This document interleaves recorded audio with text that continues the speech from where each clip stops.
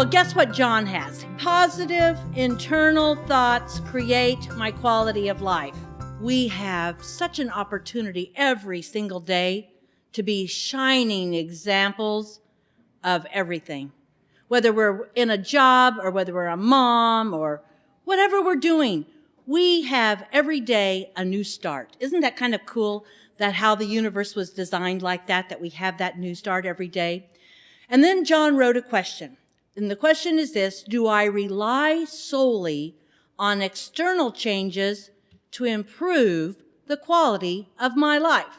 If that's what we're doing, we're going to probably be in trouble somewhere down the line. Because if we just wait on everything external to happen, we may not get the kind of life we want. I just had this conversation this morning with my son, not even knowing that I was going to be helping John with his lesson today. And my son was saying about moving, because we purchased a property in Oklahoma, and it's a farmhouse, and, it sounds kind of fun to live out on the farm, but when you've got to leave the paradise of Los Angeles to do it, that is a challenge. And that, even though it's a very positive move or life-changing situation, it's sometimes hard to wrap our thoughts around how we're going to be able to create a new life for ourselves. It's interesting that in business, at least in my business, especially since I've just had this communication with Avon. I mean, I don't know if you guys know this or not, but Avon has come to me, Avon calling, wanting to take my products and put it into Avon's products in Japan. Well, that's an overwhelming, when I think about it, it's overwhelming.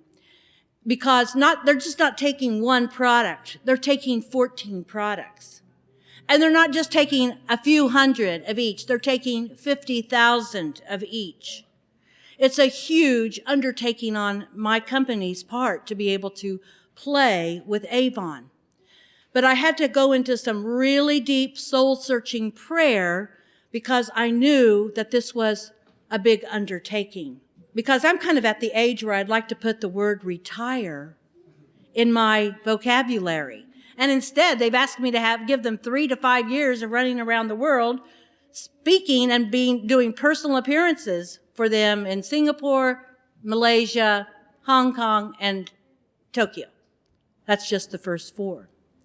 So when you have a challenge like this that's so monumental, whether you take this challenge or you don't do it, it requires that you spend time in prayer. Before you do anything else, we should always ask God for our guidance, for our direction, so that we know that without a doubt that He is leading us where He wants us to go for our highest good.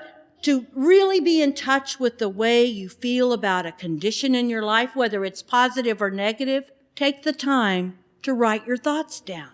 And that's kind of what I did. The positives, the negatives. The positive, the negatives. But if we just spend that time in prayer and begin to digest all of these different thoughts that come into our head, and we take the time to write them down, then we will have a more positive grasp on what's available to us. I remember, this is just totally off topic, but I have to say this is how it works. When I knew that I had not married the man of my dreams, I had to let him go. Mentally, physically, emotionally, and spiritually. And so I began to write down, I release you, blank, blank, his name, to the universe with love. Just this very simple sentence. And I must have written it 10,000 times over 6 months, because it was always in my mind that I would need to release that situation. And that's a pointer I can give to you. If you need to release or reshape a situation, just take the time to find that affirmation that works for you so that you can easily make a difference in that challenging situation. And John also wrote, step 2, patiently release those thoughts. That means you can't be in a hurry, because guess what? God is never late. So you must be patient in what you write down, believing that it's going to occur. believing that it's going to occur. Be ye anxious for nothing. I actually have that written at my computer so I can look up and see, be ye anxious for nothing. Because when we begin to have those thoughts that we need to have change or differences, or like me moving to Oklahoma, then we need to stick with that thought pattern and just remember that God will answer our prayers. And you know what? I think he always answers prayer. It may not look like we want it to look, but it's always an answer. And so I don't know if it was Pastor Mike who said that you just kind of have to get out of the way. You just let God do what God does best, and that is work your life.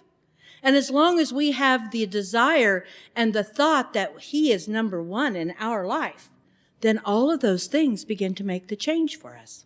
And so step 3, John has to start now to turn your feelings into positive, success-oriented expectations. Well, expectations, I always expect the best. I always expect the best. And I think you kind of get what you expect.